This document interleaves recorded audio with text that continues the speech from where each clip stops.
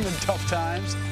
All right, it's time now for our Fresh Start series. Hard economic times and layoffs have caused a family role reversal. More moms are heading back to work, but how do they do it after taking some time off? Yeah, joining us now are Jennifer Brown, CEO of Jennifer Brown Consulting, and Catherine Crawford, a stay-at-home mom who recently decided to go back to the workplace. Thanks for joining us both this morning. Thank you. Both of you for joining us this morning. I keep saying that.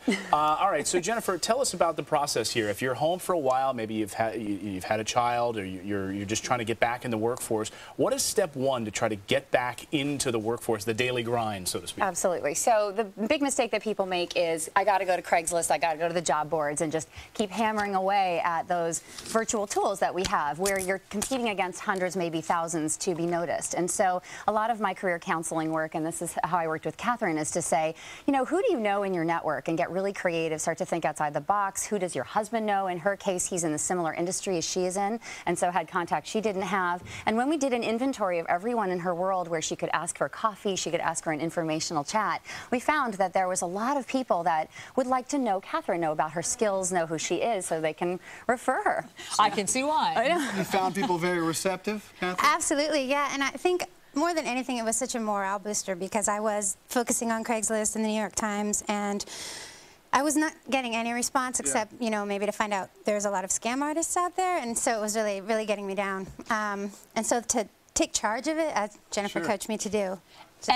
But you also had a bad experience. You had a bad and demoralizing experience when you went to talk to a prospective employer who asked you all sorts of inappropriate questions. What did they ask you about your time raising your kids? Well, it was ironically for a website that supposedly helps women in the workforce, and she asked me, and I finally got an interview. I was so happy. And then within, you know, the stretch of the interview, she asked me 4 times whether or not I would be able to get to work on time, because I have 2 small kids. And this was a woman. And this was a woman, For a women's organization. So the interesting teaching point of this is, you know, you'll be asked a lot of strange things in interviews, things like this. And what our message is to stay-at-home moms is, stand your ground and know that while those questions aren't illegal, they're not really they're not appropriate. And so stay on message, stay on what you bring to the table, try to redirect the conversation to things that focus on your skills, your competencies, what you bring to the table, and frankly, the wonderful skills that every stay-at-home mom has developed at home, which is staying organized, planning multiple events, you know, strategizing for the family, you know, patience. It's incredible. Let's role play a specific example of this, Jennifer. Let's say I come in and you ask me, you know, as an employer, you say, okay, I see you left this job in 1999. You didn't start this job until 2001. What have you been doing? Why did you take that time off in between? How am I supposed to answer that? Right. Well, I think you need to go back through your history and say, okay, how am I going to talk about this time, this gap on my resume?